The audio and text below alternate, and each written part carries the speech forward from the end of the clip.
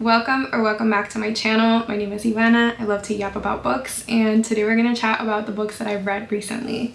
Now, recently is very relative because I have like 2.5 months to catch up on, but we're gonna do it little by little. Today we're gonna chat about the memoirs by women that I've read recently, as well as some romance novels that might be a little fuzzy in my head. As always, we're gonna end with little joys. I hope that you've been having a good summer. My summer has been like up and down, roller coastering, and my reading has luckily not suffered from the ups and downs. I think that reading has been a way for me to escape and to also enrich myself.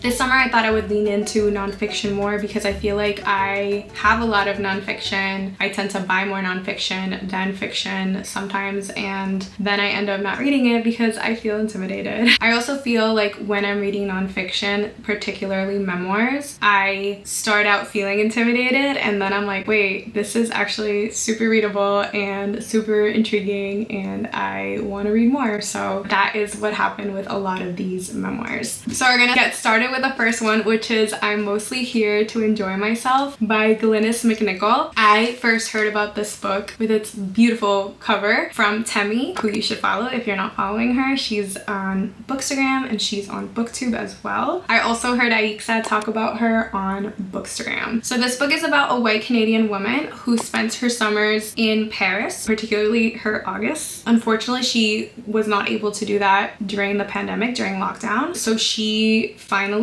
post-lockdown says, I'm gonna go back to Paris and I'm literally just gonna use this month to just enjoy myself. This is one of the first post-COVID memoirs that I've read. It just put me in a headspace that I was not expecting. However, I think it was so worth it. She writes about feeling feral for connection. She just wanted to be touched, to be hugged, to interact with other people. MacNicol is a child-free woman and she's also single, and she said that there were not a lot of outlets for her as someone living by herself in New York City. She met with friends, but it was not the same. In the pandemic, people obviously prioritized those who they lived with, and she just wanted to be with other people and she couldn't. And so finally, when the borders opened, she was able to travel to Paris, and she was like, I'm gonna focus on pleasure and I'm gonna eat what I want, and what if I just don't work? What if I just chillax? There's a big focus on pleasure in this book. This is gonna feel very 2016 of me to say and her to say, but she talks about how people cannot fathom a woman just enjoying herself, especially a woman who isn't a mother, a woman who isn't married. Why isn't she doing anything for society? This is her second memoir. She refers a lot to her first memoir, which is titled No One Tells You This. And in that memoir, she writes about, just like in this one, how there's not a lot of representation of women aging without children and without a partner. And she really wants to fill that gap. She's fed up with the only two milestones that women can have when they reach adulthood, being becoming a mother and getting married. She wants to think beyond that, and she wants to be able to discuss aging and pleasure and dating and all those things. I really liked her observations on maturity and aging. One of the quotes that I highlighted was, actual maturity, I've come to suspect, is largely just succeeding at not letting the injuries of your childhood debilitate you, which is the great challenge of life. I think that there are so many events in our childhoods and adolescence that shape who we become as adults. It's really hard to overcome that. People don't overcome those challenges even in old age. She also writes about how we as women are so hard on ourselves and our appearances, and how she really has started to feel comfortable with aging and doesn't feel like she's been coveting youth. She thinks that now in her 40s, she's like, yeah, my body should be enjoyed. I should feel confident in who I am. I've lived a really good life so far. I'm very proud of where I've come in life. This book doesn't just touch upon her sexual encounters, which I really, when I got it and when I looked at this cover, is what I thought it would be about. It also has to do with friendship. It also deals with how do you survive in a world that doesn't believe that women should be selfish and should live for themselves. It feels kind of like a novel at times, where she tells us what she was putting in her luggage as she was getting ready to go to Paris and all of the issues that she went through to prove that she was vaccinated vaccinated in a foreign country. She also explores urban planning and how much she loves to ride her bike in Paris and how people are not always able to do that. She loves the community that she builds in Paris, her friends that live there or that are visiting, and how as people get older, it becomes way more challenging to build community when people are moving to the suburbs. I feel like I'm not doing this book justice, but it's just a very thought-provoking and a comforting read. I am really curious about her memoir now. I don't love the cover of her memoir. It's not as beautiful as this one. She also talks about a lot of art, and specifically this painting called L'Odalisque. I'm probably mispronouncing that. And another painting called The Blue Room, which I will post somewhere on the screen. I was worried that this would devolve into like an obnoxious white woman memoir, and I really felt like I learned from it. I also felt like it had a lot of really interesting points. So I really do highly recommend this one. It's a good time, and I'm glad that I actually bought it even though it's hardcover. The next memoir I want to talk about is A Girl's Story by Annie Ernaux. I love Annie. I feel like I talk about her so much. This one had been sitting on my shelves for a while because I feel like it's a little thicker than the other ones I'm used to, but it's really not even that long. It's not even 200 pages. Her books tend to be on the shorter side. And this one is all about an experience that she had in summer camp in the year 1958. She was 19. And this was her first time away from home as a camp counselor. Like most of Ernaux's books, I really saw myself in this memoir, especially when I got frustrated with her and the things that she was doing. I had been putting this one off as well because I thought that it would be about SA, and it actually isn't, although there are some iffy situations. And again, because this is an Ernaux, it's written in a very specific way where she writes about herself in the third person. Now, she waited a whole 50 years to write this book. She calls herself by her maiden name, Annie Duchesne. She paints a really vivid picture of what it was like for her during that time, including the music she was listening to, the film she was watching, the books she was devouring. She came from a lower class background, and just comparing herself to the people in her summer camp. I think that sometimes Ernaux's writing can feel like reading a list. She can meander a lot, but again, I dig it. I love it. So like I said in my previous video, she's a fastidious journaler, and so she has all these journals that she looks back on, and she said that this moment, this first sexual encounter that she had, this awakening, her slut era, I know that that's a sexist term. It really took her a long time to write about, probably longer than her abortion. This book is, in her words, about her desire and madness, her idiocy and pride, her hunger, and her blood that ceased to flow. So there is some talk about an eating disorder, so I would absolutely check the trigger warnings with this one as I would with any other books. She writes about how in this first sexual encounter, she didn't feel any shame, and that shame was brought upon by what people were saying. It happened years later that she felt ashamed about what she did and who she did it with. She writes about how foolish people can get in adolescence, specifically women, when they are starting to learn about desire and being desired. And again, she just goes for this guy who paid attention to her. She wasn't really particularly attracted to him, and then she just develops this obsession with him and an obsession with the girl that he was into. So it feels very true to life. I feel like many women might have been there before, and how wild it is that something that happened in her adolescence that she didn't even realize was going to be a big deal is such a big deal to her now. Like with what Glynnis MacNicol said in the first book I talked about, it's really fascinating and frustrating how moments in our past when we were just coming of age can make such a difference in our lives and can really kind of f us up. I recommend this book to anyone who looks back on themselves and their youth and think, Nina, what were you thinking? Like, why did you do that? Like, what is wrong with you? She also writes about how frustrating it can be when we are adolescents and we're at the happiest we've ever been in our lives, and we don't recognize that until much later. I just love Annie's brain. I, again, related to it so much. It really made me reminisce about myself as an adolescent. And I'm gonna leave you with one more quote. It is the absence of meaning in what one lives at the moment one lives it, which multiplies the possibilities of writing. Oh, and that book was originally in French. And my camera's overheating, so I'll be right back. We're back.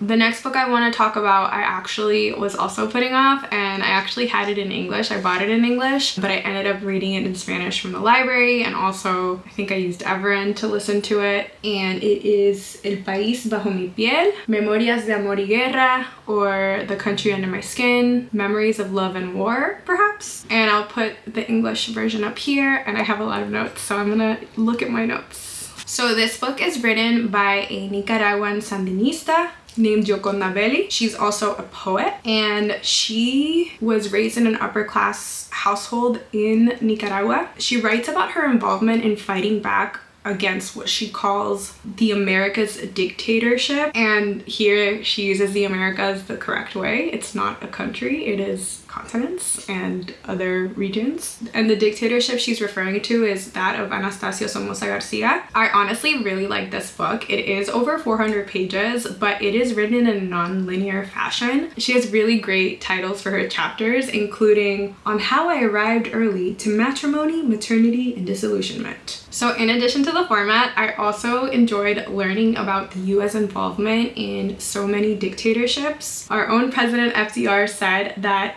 Somoza is a son of a bitch, but he's our son of a bitch. I also really loved how Belli wrote about her childhood. It really felt like she was a little girl in an Isabel Allende novel. She writes about the first time that she goes to the United States, and the way that she writes about it, I'm like, are you serious? She swallowed a US coin and had to go to a specialist in Philly to get it removed surgically.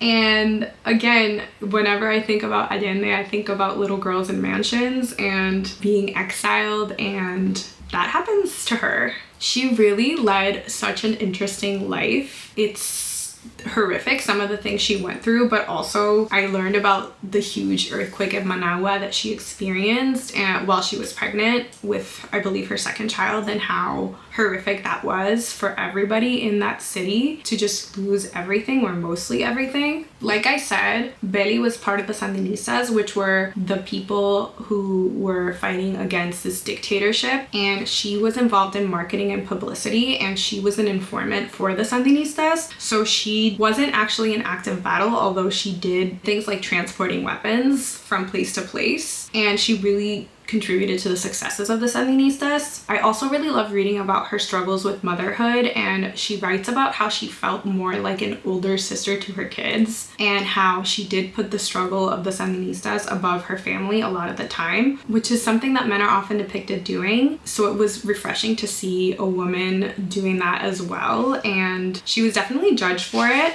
She writes about how men who are freedom fighters are not accused of being reckless, absent fathers. She really pushes back against societal expectations on women, and her reasoning is, I'm really doing this so my children and their children can have a better life in the future. I really loved her poetic writing, and she talks about how she came to write poetry, and a lot of it was sexual and erotic, and people started calling it vaginal poetry, which I thought was really funny. And she name drops a lot. She talks about meeting Fidel Castro, and she even mentions Puerto Rican freedom fighters, which I think was really great and refreshing. And she writes about the struggles of people in Latin America against colonialism and unfair governments. I also really especially loved her candor about infidelity. She cheats on her spouses. It's really scandalous. There's a stereotype that Latino men fall in love easily and cheat on their significant others, and she kind of turns that on its head because she cheated on so many of her partners. She writes about that without shame. She was just like, you know, I was drawn to him, like it was just meant to be.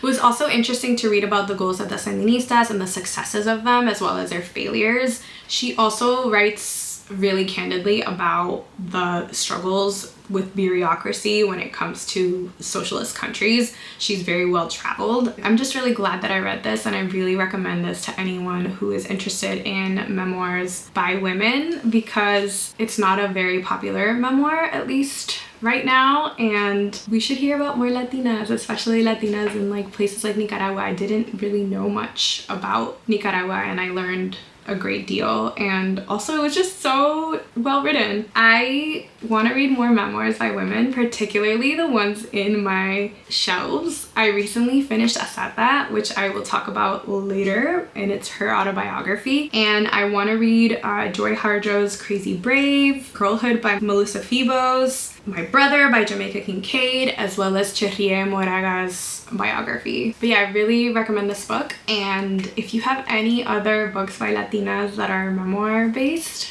send them my way, please. The next memoir I read, and it is not the last one, I have one more, is Portrait of a Body by Julie Delporte. And this book is originally written in French, and it is a graphic novel. I found this book on Storygraph under the 24 Women in Translation in 2024 challenge, and it's short. I read it in a sitting, but it is very hard-hitting. The book is mostly made up of musings accompanied by beautiful illustrations that were influenced by Georgia O'Keeffe. And Julie Delporte is what she calls a late-life lesbian, and so she talks about her queer awakening, and she also talks about sexual trauma and sex. The first line of the book states, "The first time I had sex with a woman, all I had to go by were images and films made by men." She writes about compulsory heterosexuality, about Adrienne Rich. I absolutely love the art. She used color pencils, I believe, and it's just so stunning. I'll show some pictures. And I love all of the reference to the women who've influenced her life, including Tove Jansson, which I'm finally reading a book from, and Annie Ernaux, and Frida Kahlo. She's very honest about sexual trauma, so again, I would check the trigger warnings. She says things like, "It's said that sex is healthy, and yet how can it be healthy if half the people I know have been..." She's just very nuanced in how she writes about the topic. I think this is a good book to just sit down and read in a sitting and soak it all in, because it's really beautiful and I wish I owned it. The last memoir I'd like to chat about is Coming Home by Brittney Griner. I listened to this one on Spotify and it was a book club pick. I feel like my book club has had dud after dud after dud, and somebody recommended this one and I thought it would be really fast-paced and interesting to read about. And if you don't know, Brittney Griner is a prominent WNBA player who was detained in Russia because she had a tiny amount of hash oil containing marijuana in her luggage. She was in Russia because players in the WNBA do not get paid enough, and she made extra income off of playing in the team in Russia. Not that it matters, but she had that hash oil in her luggage because she suffers from chronic pain from playing basketball. The Russian government accused her of trafficking weed, and it just became a giant international problem. I personally, when I heard about her getting detained, I never thought that she would be coming back home, and I am glad that she did. This book was fast-paced. It was harrowing in many parts, as expected. It was really awful to hear about the whole ordeal that she went through, including how she was used as a chess piece after Russia invaded the Ukraine, and how she was treated as a 6'9"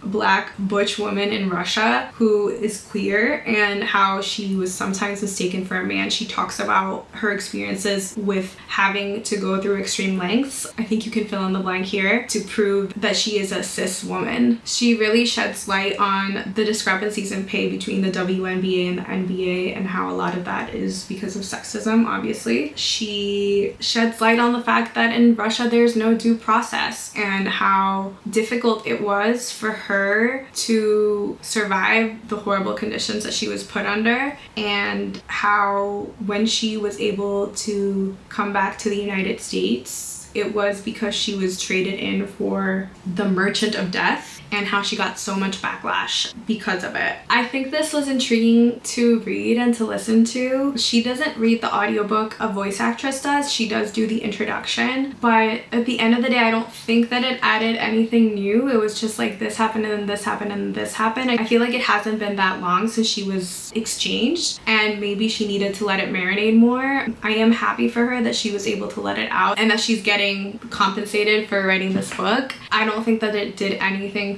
particularly special. That doesn't mean I don't recommend it. I just think there's other books out there that you could read instead. And my camera's overheating again, so I'll be right back. Okay, we're back. And now we're gonna talk about romance novels that I've read. To be completely honest, I kind of black out in the process of reading romance novels, so I might be a little fuzzy on these. And the first one I want to talk about is Not in Love by Ali Hazelwood. Now, this audiobook was kindly gifted to me by Libro FM. I am kind of embarrassed that Ali Hazelwood is probably my most read author this year, but I just feel like her books really hit. They're not like life-changing or anything, but I haven't met an Ali Hazelwood book that I do not like, and that can't be said for like Emily Henry.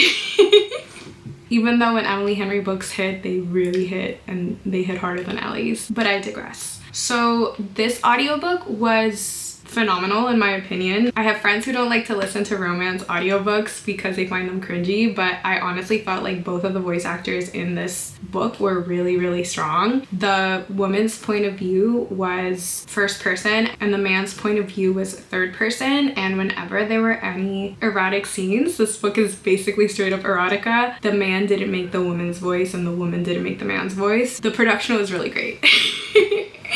And what is this book about? Like, does it even matter? So this book is about a biotech engineer in food sciences named Rue, and her company being taken over by this finance firm that is owned in part by Eli, the male love interest. I don't normally find men in finance attractive. I am not looking for a man in finance, even if I was looking for a man. It doesn't matter. It was... I feel like this is the worst review ever.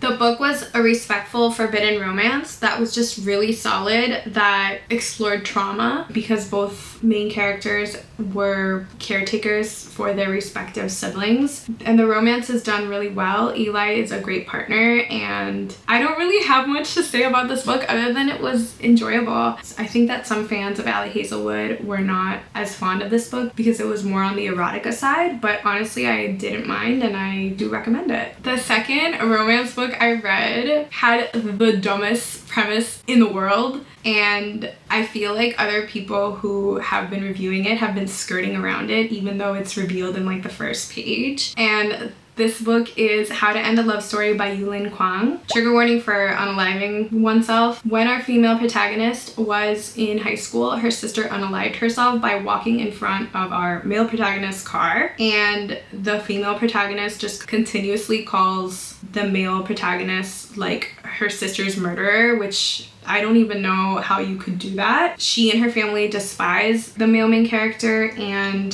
he was the popular kid, and honestly it was not his fault at all. It was just kind of like a wrong place, wrong time situation, and I guess hating him helped them heal or something. Anyway, this book takes place years later when they're both adults, and our female main character Helen is a successful YA author, and our male main character, whose name is Grant, is a screenwriter who is helping to adapt this novel, her novel, into a miniseries. Their screenwriters were forced to work together to adapt Helen's book. And honestly, the reason I picked this up is because one, I got it from Libro on audio, and then two, Yulin Kuang is actually adapting one of Emily Henry's books into the big screen. And I softly enough this book when I first got it, and I honestly think it was because the premise was really stupid in my opinion, and also because the male voice actor was just not doing it for me. It just felt really awkward. And then my physical hold came through at the library and I decided to pick it up and give it another chance, and I actually finished it this time. I don't know if anyone would be able to find it in them to start a relationship with someone who was so deeply involved in the death of a loved one, regardless of it not being his fault. I just felt like the premise just like ruined it for me, and I just kept reading because I was curious about where it was going. And I honestly thought that Helen's character was super rude to Grant, and the whole calling him a murderer thing I couldn't get over. And there's good commentary of what it means to be the child of immigrants, I suppose, but I feel like at the end of the day this book didn't do it for me. I barely remember it at this point, and I feel like there are other better, less traumatic sounding books out there, and I also feel like the whole situation was kind of glossed over and she got over it really quickly. It just didn't feel believable. Yeah, I think I would skip this one, and I normally don't say that, but there are better romance novels out there.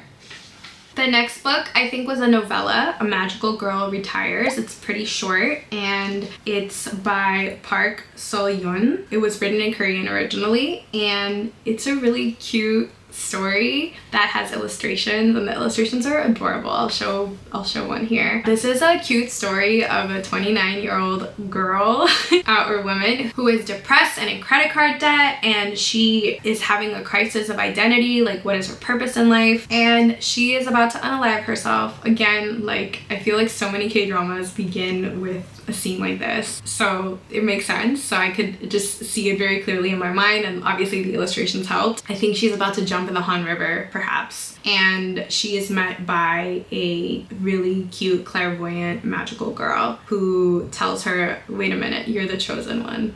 You can't die. This story is sapphic, it's cute. It was sold as a romance, but I don't think the romance was fully developed. But it does have commentary on like climate change and the survival of our planet, and I just thought it was cute, and it reminded me of a K-drama because there was also a scene where it's raining and she doesn't have an umbrella, and the clairvoyant girl comes up to her with her own umbrella and they walk. Yeah, I think it could have been a little bit more romantic though. It was very surface level, but I think that it was meant to be that way. It was just meant to be like a short and cute book. It's not the type of book that I normally read, but I read it on a train ride and it was just a fun time. And then the last romance book that I read was Love on the Brain by Ali Hazelwood, so another Ali Hazelwood book. The main female character of this book is named B, and she is a neuroscientist, and she's prone to fainting, and she's obsessed with Marie Curie, and even has a secret Twitter account dedicated to her. This book is very millennial. Like, she talks about her polka dots and her skinny jeans. I do wonder when it was written, and it's part of Ali Hazelwood's feminist series.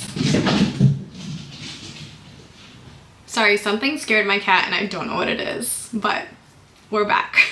So we have this neuroscientist, and she's working with NASA to create these like fancy spacesuits, and her co-lead happens to be Levi Ward, who she knew in grad school, if I'm not mistaken, and they were enemies, and he hated her and she doesn't know why, and she's having a hard time with NASA because they're not providing her with adequate equipment or computers or anything like that. The book does not take itself too seriously. I guess so many of the twists. Ali Hazelwood also tried to bring in a Latina character that was very like Jenna Ortega coded, like she was obsessed with La Llorona, but actually I feel like that character was really funny and added to the story. I keep thinking back to The Love Hypothesis and how the main character in The Love Hypothesis had a roommate or a best friend or whatever that just kept going to the women of color meeting on campus, and it felt really forced. And with this one, you know, she actually felt like a real character, so I didn't mind it that much. This book totally uses like the knight in shining armor trope. I don't even know if it's a trope, but Levi was there to help her whenever she needed it, and she was like, I don't need you, and you know, whatever. The heart wants what the heart wants. I thought this was fun, and